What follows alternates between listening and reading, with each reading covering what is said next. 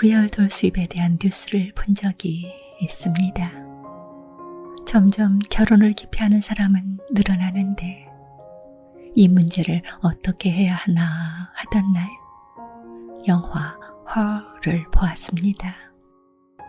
안녕하세요. 감성편지 김다원입니다. 영화 속 주인공 테오도르는 아내와 별거하면서 편지 대필 작가로 삽니다. 어느 날 인공지능 여자 사만다를 만납니다. 스스로 이름도 짓고 수천 개의 미를 순식간에 분류하고 작사 작곡은 물론 데이트 코스도 다 짜주는 그녀는 매 순간 경험을 통해 진화합니다. 아침이면 상냥한 말로 잠을 깨워주는 그녀와 온종일 모든 감정을 나누며 최고의 행복감을 느낍니다. 오랜만에 아내를 만난 그는 사만다에게서 느끼는 감정을 말합니다. 아내는 심각하게 당신은 늘 자기한테 맞춰주는 순종적인 아내를 원했지. 그녀는 실존하는 인물이 아니고 인공지능일 뿐이야. 라고 일침을 놓습니다. 그러나 그는 인생은 짧아.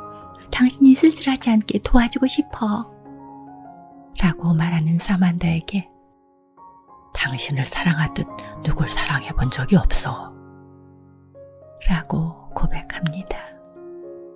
얼마 전에 이세돌이 AI와 바둑을 두느라 땀을 흘리더니 엊그제는 영국에서 AI 화가를 청문회에 세운 일이 방송되었습니다. 리얼돌에 사만다와 같은 인공지능이 들어간다면 우리 사회는 어떻게 될까요? 작가나 영화를 만드는 분들은 시대를 앞서보나 봅니다.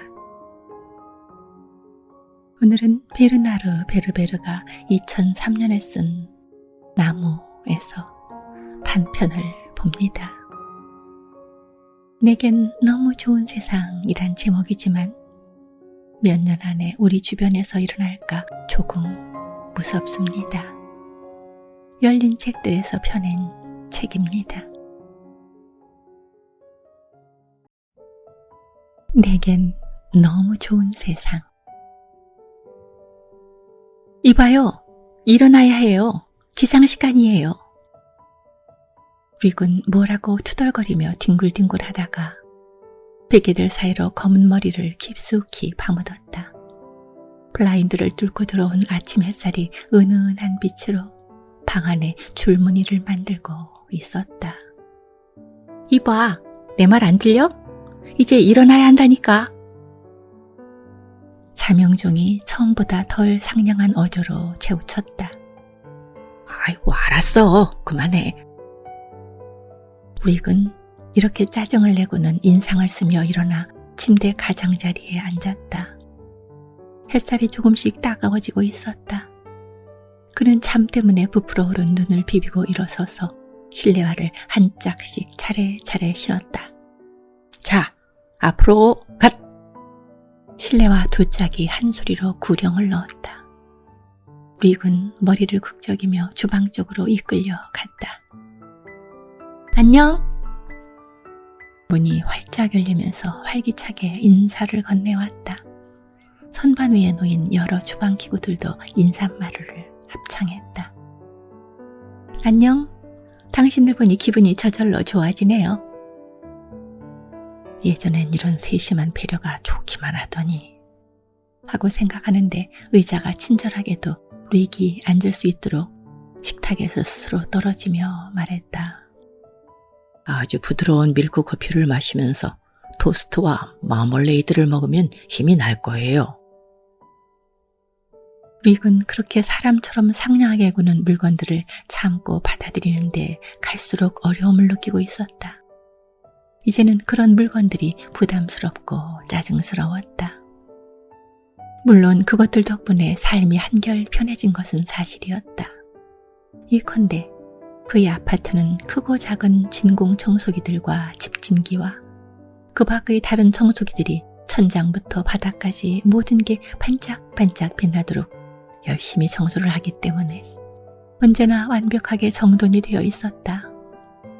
또 세탁기는 빨래 바구니와 협력하여 향긋한 새물내가 나는 깨끗한 옷을 정해진 시각에 수 킬로그램씩 토해냈다. 그러면 스팀 다리미는 베토벤 교향곡 9번을 휘파람으로 연주하면서 이 옷들을 다리고 여러 번 풀을 먹였다. 정밀 전자공학이 발달함에 따라 소형 스피커와 음성 합성기를 어디에나 설치하는 것이 가능해졌고 거의 사람처럼 말을 하는 가전제품들이 쏟아져 나왔다. 혼자 사는 사람들이 갈수록 늘어나는 상황에서 그런 제품들은 확실히 삶을 안락하게 만드는 데 기여하는 바가 있었다. 하지만 기계가 사람처럼 구는 것도 어느 정도지. 이건 해도 정말 너무했다. 가장 하찮은 도구들조차 제가 맡은 일을 주도적으로 하겠다고 기를 쓰는 상황이 되었으니 말이다. 셔츠는 제 스스로 단추를 채웠고 넥타이를 마치 뱀처럼 제 스스로 사람이 목 주위에 감겼다. 텔레비전과 하이파이 오디오 세트는 서로 자기가 먼저 집주인을 즐겁게 해주겠다고 다투었다. 사정이 이쯤 되고 보니 릭은 때때로 소박하고 말없는 옛날 물건들이 그리웠다. 온, 오프 스위치가 달려있어서 사람 손이 가야만 움직이는 가전제품들, 금속으로 된 작은 총을 두드려서 소리를 내는 태엽 자명종, 삐걱거리는 문, 자력으로 움직일 수 없고 그래서 위험하지도 않은 실내화, 요컨대 생명의 흉내를 내지 않는 물건들이 말이다. 하지만 그런 것들은 이제 골통품 가게나 가야 찾아볼 수 있었다. 릭은 프라이팬의 바퀴가 삐걱거리는 소리 때문에 몽상에서 깨어났다. 프라이팬은 관절이 있는 팔을 움직여 계란 하나를 집더니 그것을 깨어 기름에 던졌다. 프라이팬 뒤에서는 커피 머신이 잔에 따뜻한 커피를 따르고 있었다. 자, 마시는 콜롬비아 커피를 대령했습니다. 커피잔이 하는 소리였다. 잔에서는 김이 모락모락 나고 안데스 지방의 팬파이프 선율까지 흘러나왔다. 계란 프라이는 누가 먹을 거지? 접시가 묻자 포크와 나이프가 접시 양옆에 자리를 잡으면서 대답했다. 릭이 먹을 거야. 냅킨이 릭의 목 주위로 펄쩍 뛰어올랐다. 릭은 얼굴을 찡그렸다. 계속 이런 식으로 가다가는 이 빌어먹을 놈의 냅킨이 내 목을 조를 날이 오고 말 거야. 그는 냅킨에 일부러 얼룩을 묻혀 불편한 심기를 드러냈다. 하지만 냅킨은 별로 화를 내지 않았다. 주방의 구석 자리에서는 세탁기가 계란 노른자로 더럽혀진 그 네모난 천 조각을 호시탐탐 노리고 있었다. 맛있죠? 커피 머신이 자신만만하게 물었다. 릭은 대답하지 않았다. 커피 머신은 한 잔을 더 따라봐야 아무 소용이 없겠다고 느꼈는지 픽 하고 증기를 품어냈다. 과일 앞차기가 마치 음식에 대한 손님의 반응에 불안해하는 주방장처럼 물었다. 아침 식사가 마음에 안 드시나 보죠? 릭은 얼굴이 벌겋게 상기된 채 갑자기 벌떡 일어났다. 주방 기구들을 상대로 화를 낸다는 건 우스꽝스럽고 부질없는 짓이었다. 하지만 더는 참을 수가 없었다. 이제 물건들이 그를 히스테리 환자로 만들어가고 있었다. 날 좀 가만 내버려 둬! 무거운 침묵이 내려앉았다.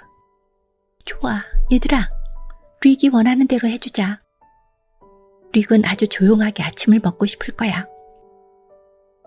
토스터가 그렇게 다른 주방 기구들을 타이르면서 노릇노릇한 빵 조각에 가염 마가린과 마멀레이드를 고루고루 펴서 발랐다. 그때 갑자기 라디오가 제 스스로 떠들어대기 시작했다. 이제 오늘의 새 소식을 전해드릴 시간이군요. 먼저 오늘의 날씨입니다. 닥치지 못해? 릭이 라디오를 노려보면서 쏘아붙였다. 라디오는 곧바로 꺼졌다. 하지만 그때를 기다렸다는 듯 이번에는 텔레비전이 소리를 내기 시작했다. 오늘도 좋은 하루를 맞으시길 기원합니다. 지금 한창 아침 드시는 중이겠죠? 여러분 모두 아주 맛있게 드시고. 사회자가 환한 미소를 지으며 생기발랄하게 떠들어대고 있었다. 릭은 전원 코드를 뽑아버렸다. 다행히도 그의 라디오와 텔레비전은 구형이라서 손으로 전원을 끊는 것이 아직 가능했다. 신제품들에는 영구 전지가 들어있었다. 그 전지들은 금속판에 고착되어 있기 때문에 제거할 방법이 없었다. 릭은 토마토를 우적우적 씹어먹었다. 주방 기구들을 다 일러서 잠시나마 조용한 시간을 갖게 해준 토스터가 고마웠다. 그가 다시 자기 방으로 돌아가면서 말했다. 고맙다, 토스터. 천만에요. 나는 아침이 힘들다는 게 어떤 건지 잘 알아요. 릭은 그 대답을 들은 채도 하지 않았다. 물건들이 그렇게 인간의 대화를 흉내낼 수 있는 것은 어떤 컴퓨터 시스템이 내장되어 있기 때문이었다. 결국 그것들이 내뱉는 말들은 자기 기록 매체에 기억되어 있는 문장일 뿐이었다. 처음에 그 말들은 예, 아니요, 고맙습니다, 부탁합니다 등과 같은 간단한 것들이었다. 그러다가 프로그램이 점점 복잡해지면서 물건들은 이제 비록 틀에 박힌 것이올지언정 시뢰에 빠진 사람을 격려하는 말까지 하기에 이르렀다. 내일은 또 다른 태양이 떠오를 거예요. 걱정하지 마세요. 일이 잘 풀릴 거예요. 진정하세요. 그렇게 하찮은 것 때문에 화내실 필요 없잖아요. 날씨가 좋아질 모양이에요. 하는 식으로 말이다. 점점 더 정감 있게, 점점 더 인간적으로. 가 그런 물건들을 만드는 사람의 슬로건이었다. 이젠 저 말하는 물건들에 던덜머리가 나. 릭이 그렇게 볼멘 소리를 하는데 비디오폰이 소리쳤다. 누가 왔어요? 릭이 대꾸를 하지 않자 비디오폰은 숫자에 악을 썼다. 누가 왔다니까요? 나 귀 안 먹었어, 임마. 받을래요? 아니면 내가 메시지를 녹음할까요? 누군데? 어떤 여자예요. 젊어 보여요. 어떻게 생겼는데? 예뻐요. 당신 옛날 여자랑 조금 비슷하게 생겼어요. 그 여자를 닮았다면 예쁘다고 볼 수가 없지. 게다가 10중 8구는 히스테리 환자일 거야. 어쨌든 바꿔봐. 화면에 상냥한 얼굴 하나가 나타났다. 릭, 베를린 씨 계신가요? 바로 접니다. 무슨 일로 오셨죠? 저는 조아나 아르통이라고 합니다. 어떤 여론조사를 위해서 잠시 시간을 내주셨으면 하는데요. 무슨 여론조사인데요? 저희는 남성들이 여성에게서 듣고 싶어하는 말들이 어떤 것인지 조사하고 있습니다. 여성 에로 로봇에 기억시킬 대화 문장을 세련되게 만들기 위한 것이지요. 말이 떨어지기가 무섭게 비디오폰의 카메라가 줌 렌즈를 여자의 젖가슴으로 향하게 하고 천천히 화각을 좁혀 나갔다. 릭은 그렇게 비디오폰이 시키지도 않는 짓을 하는 바람에 마음이 거북했다. 하지만 줌 렌즈에 잡힌 것과 같은 젖가슴이 바로 자기가 좋아하는 유형이라는 점은 인정하지 않을 수 없었다. 댁으로 올라가도 되겠습니까? 릭은 턱을 문질렀다. 면도를 제대로 하지 않아서 수염이 거칠했다. 첫날 전기 면도기를 박살낸 것이 후회되었다.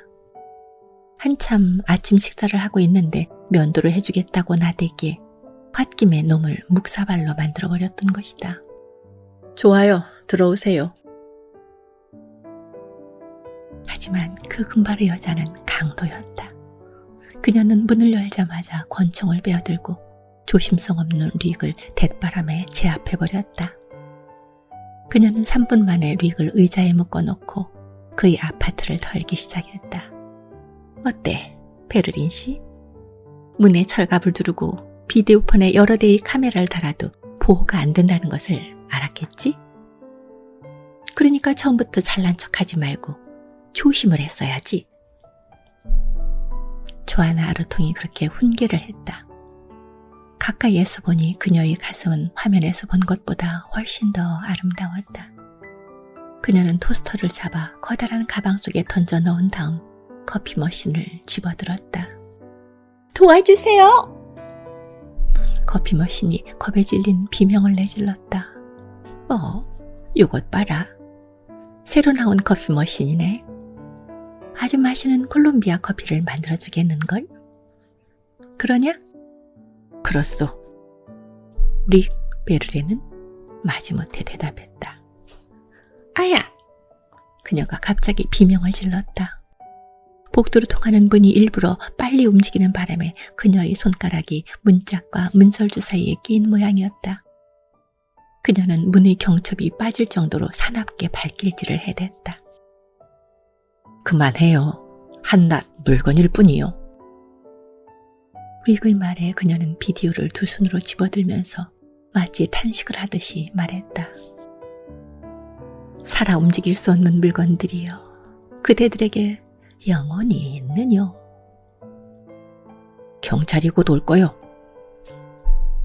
별 걱정을 다 하시네. 그들은 비디오폰이 호출을 하지 않으면 오지 않아. 그런데 내가 전화선을 뽑아버렸지. 아닌 게 아니라 가엾은 비디오폰은 접속이 끊긴 줄도 모르고 경찰서와 소방서에 긴급 구조 요청 전화를 하느라 헛되이 애를 쓰고 있었다.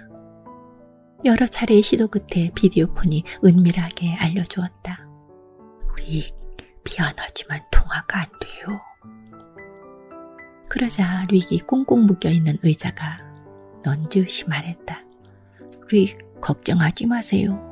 내가 곧 이 궁지에서 벗어날 수 있는 방법을 찾아줄게요. 그게 무슨 말인가 했더니 의자 스스로 덜덜 떨어서 결박이 느슨해지게 만들겠다는 것이었다. 그렇게 떨어대니까 정말 밧줄이 느슨해지는 효과가 있었다. 그러고 나자 이번에는 주머니 칼이 그의 손을 묶고 있는 밧줄에 접근했다. 쉿, 나예요. 아무 일도 없는 것처럼 그냥 가만히 있어요. 주머니 칼은 소리 없이 매듭을 자르기 시작했다. 그때 조아나 아르통이 꼼짝 않고 앉아있는 릭에게 다가오더니 빈정거리는 미소가 가득 어린 얼굴을 그의 코앞에 들이댔다. 향수 냄새와 땀 냄새가 훅 끼쳐왔다. 아니, 이 여자가 뭘 하려는 거지? 그녀가 더 다가들었다. 그러더니 느닷없이 그에게 입을 맞추었다. 온몸을 녹작지근하게 만드는 길고도 깊은 입맞춤이었다. 이것들은 다 내가 가져갈게. 고마워. 그녀가 큰 가방을 들고 떠나면서 말했다. 릭은 의자를 세게 한 번 흔들었다. 그 순간 주머니 칼이 애를 써준 덕에 거의 다 잘려있던 등 쪽의 밧줄이 툭 끊어졌다. 릭은 앞으로 고꾸라지면서 바닥에 쿵 하고 머리를 쥐었다. 그는 다시 정신을 차렸다. 머리 꼭지가 얼얼한 느낌이 들어서 만져보니 혹이 나 있었다. 그는 완전히 거덜나버린 아파트 안을 둘러보았다. 문짝은 떨어져 나가 있고 토스터와 커피 머신과 자명종 따위는 보이지 않았다. 이제 기계들이 소음은 사라졌고 그는 혼자 있었다. 사람 흉내를 내는 그 혐오스러운 물건들을 강도가 없애준 셈이었다. 그렇다면 그 강도에게 감사하는 마음을 가져야 하는 걸까? 아니면 나를 도와주려고 했던 그 물건들을 아쉬워해야 하는 걸까? 우선 밖으로 나가야 한다는 생각이 들었다. 결국 그는 그 텅 빈 공간과 정적을 이견디지 못하고 있었다. 그는 힘겹게 몸을 일으켜 잠바를 집어들었다. 그는 자기 집 바로 아래에 있는 카페로 내려갔다. 언제나 그의 마음을 편안하게 해주는 친근한 곳이었다. 카페 주인은 코수염을 기른 뚱뚱한 남자였다. 눈동자까지 맥주에 취해 있던 그가 안으로 들어서는 릭을 보며 말했다. 어서 오게. 기운이 없어 보이는데 무슨 일이 있나?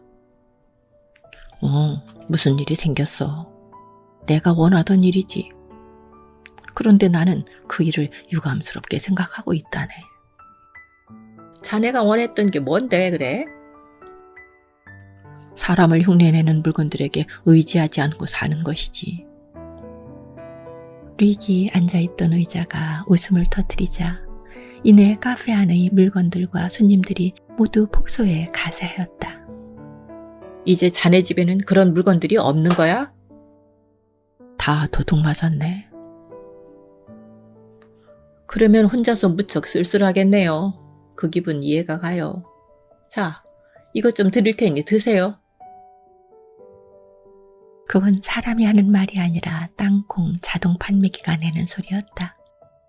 그 기계는 너그럽게도 스스로 1유로짜리 동전을 구멍에 넣더니 땅콩이 가득 담긴 작은 그릇을 내밀었다.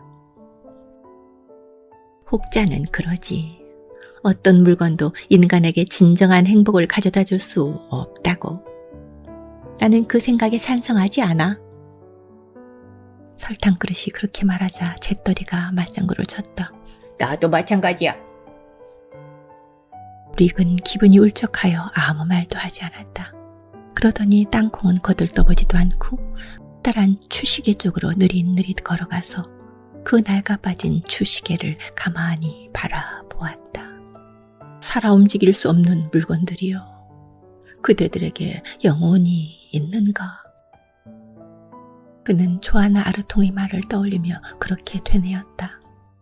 그런데 놀랍게도 낡은 추시개가 마치 잠에서 깨어나듯이 달그락 하는 소리를 내더니 감미로운 여자 음성으로 대답했다. 나는 그렇게 생각하지 않아요. 우리는 하찮은 존재들이에요. 창의성 없는 기술자들이 고안해낸 보잘것없는 물건들이지요. 우리는 그저 전자공학의 산물일 뿐이에요. 우리 안에 정신적인 것은 전혀 들어있지 않아요. 영적인 것은 전혀 없지요. 주크박스도 거들고 나섰다. 그래요. 우리는 프로그래밍된 대로 움직일 뿐이에요. 한낱 기계들일 뿐이죠. 그러고 나서 주크박스는 오래된 뉴올리언즈 재즈곡을 연주하기 시작했다. 참으로 슬픈 선율이었다. 고물 주시개와 선반의 위스키병들이 속으로 눈물을 짓고 카페 안의 다른 물건들도 덩달아 울적한 기분에 젖는 듯했다. 지금 무슨 생각을 하고 있는 거야? 저것들에게는 영혼이 없는데.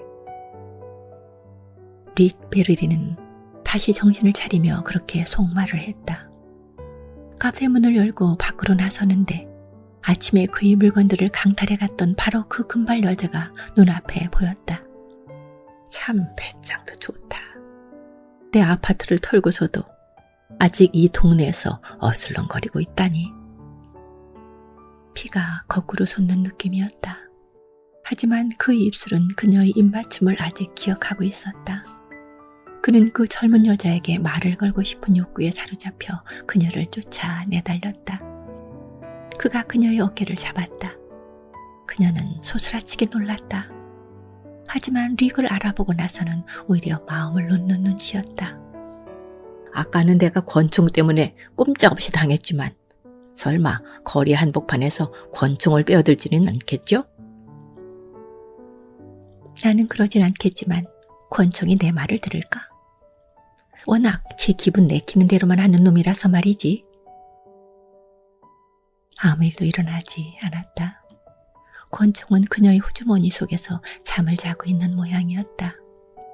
이 여자를 가까운 경찰서로 끌고 가야 하나 말아야 하나 하고 릭은 생각했다. 내 물건에 대해서는 당신을 원망하지 않겠소. 어떤 점에서는 그것들을 없애준 것에 대해서 약간의 고마움마저 느끼고 있으니까요. 그런데 당신의 키스가 뭐라고? 내 키스? 여자는 금방이라도 짜증을 내며 가버릴 태세였다. 릭은 잠시 머뭇거렸다. 길거리에서 여자에게 치근거리는 건 결코 그가 좋아하는 행동이 아니었다. 하지만 상황이 상황이니만큼 그것을 받아들여야만 했다. 그녀는 그가 쭈뼛거리는 것을 보고 까르르 웃더니 그의 두 어깨를 꽉 잡고 누르면서 그를 건물벽에다 밀어붙였다. 그러고는 느닷없이 그의 셔츠깃을 움켜쥐었다. 그때 릭은 그녀를 쫓아온 게 과연 잘한 짓인가 하고 생각했다. 그녀는 옷깃을 양쪽으로 획 잡아당겨 그의 가슴이 드러나게 했다. 그는 너무 놀라서 그녀를 뿌리치거나 말을 할 엄두조차 내지 못했다. 그저 그녀의 손이 움직이는 것을 눈으로 쫓고 있을 뿐이었다. 그녀의 한 손이 그의 가슴 속으로 파고 들어왔다. 릭의 살가죽이 갈라졌다. 그는 자기가 곧 죽을지도 모른다고 생각했다. 하지만 그의 가슴에서는 피 한 방울 솟지 않았다. 그녀는 그의 살 속에 젓갈색 털로 살짝 덮인 채 감추어져 있던 뚜껑을 열고 인공심장을 끄집어냈다.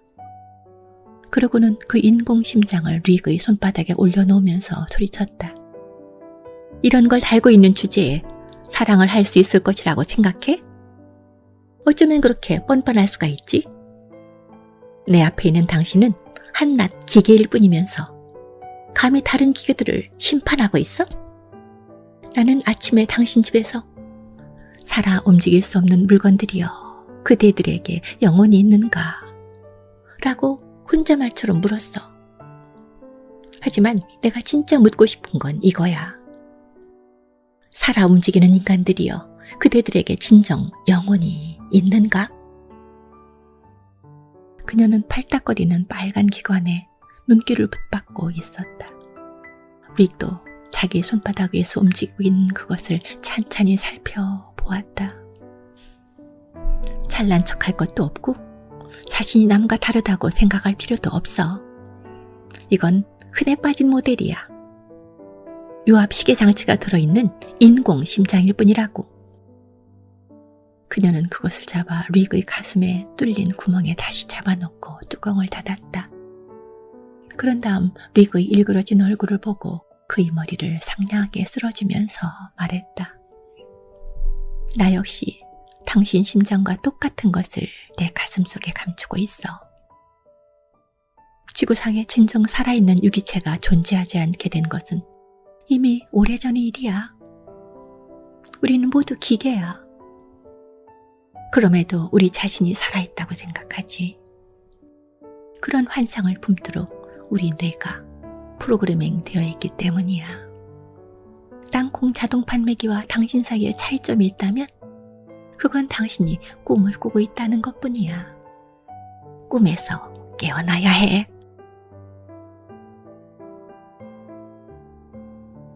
주전자가, 촛대가, 옷장이 말을 하던 미녀와 야수가 생각나네요. 빌이 아버지를 찾아 궁전에 들어갔더니 찻잔과 주전자와 촛대와 옷장이 말을 했습니다.